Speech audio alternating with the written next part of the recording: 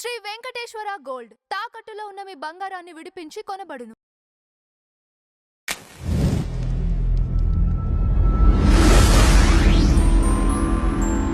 Sir, Shruti Haasan గారి ఫొటోస్ని ఏఐతో morphing చేసి అసభ్యకరంగా సృష్టించారని ఆమె బాంబే హైకోర్టుకి వెళ్ళింది సార్.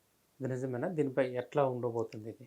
అంటే ఆవిడ ఒక్కతే కాదండి, సినిమా ఇండస్ట్రీకి సంబంధించిన దాదాపుగా అందరూ సెలబ్రిటీసు కోర్టుకు వెళ్ళి ఒక ఇది తెచ్చుకుంటున్నారు.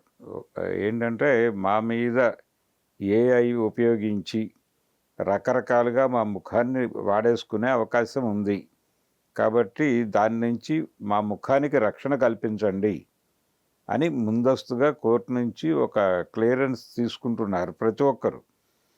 జూనియర్ ఎన్టీఆర్ తీసుకున్నాడు, అల్లు అర్జున్ గారు వెళ్ళాడు, ఈవెన్ చిరంజీవి గారు కూడా తీసుకున్నాడు. అది కోర్టు నుంచి ఒక అష్యూరెన్స్ తీసుకునే ప్రయత్నం అందరూ చేస్తున్నారు.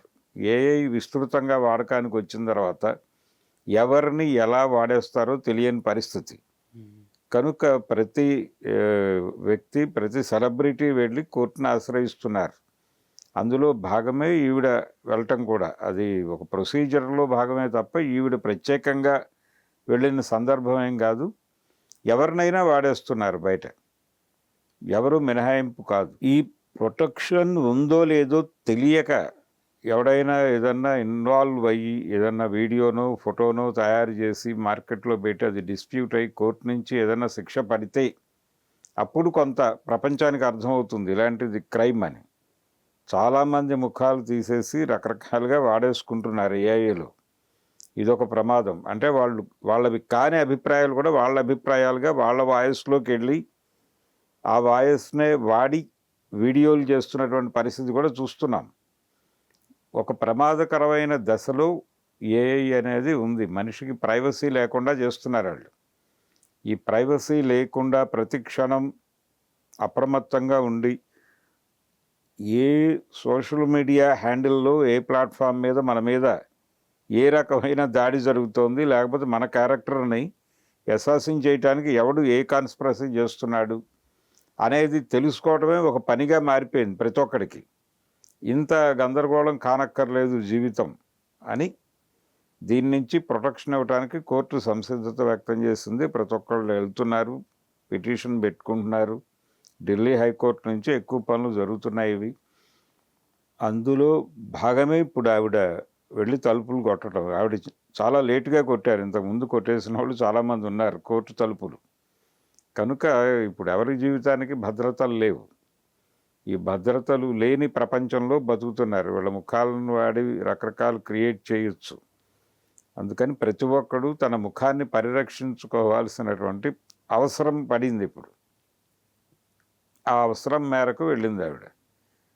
సో పైగా ఆవిడ ఈ మధ్యకాలంలో పెద్దగా యాక్టివ్గా సినిమాలు చేయటం లేదు, కానీ ఎందుకైనా మంచిది అనే ఉద్దేశంతో అలా ఒకసారి కోర్టుకు వెళ్ళి ఒక అక్షింతలు వేయించేసుకుంటే అది బెటర్ అని అనుకుంది ఆవిడ. ప్రతి ఒక్కరూ చేసుకున్నారు. పర్టికులర్గా ఈ డీప్ ఫేక్ టెక్నాలజీ వచ్చిన తర్వాత ఎవరిని ఎలాగైనా చూపించేస్తున్నారు. జస్ట్ వాళ్ళకి కావాల్సింది ఆ ఫేషియల్ ఎక్స్ప్రెషన్స్, వాటికి సంబంధించిన వివిధ దశల్లో ఫొటోస్ ఉంటే చాలు. దాన్ని ఫ్రేమ్ చేసేసి వాళ్ళు ఒక వీడియో క్రియేట్ చేయగలుగుతున్నారు.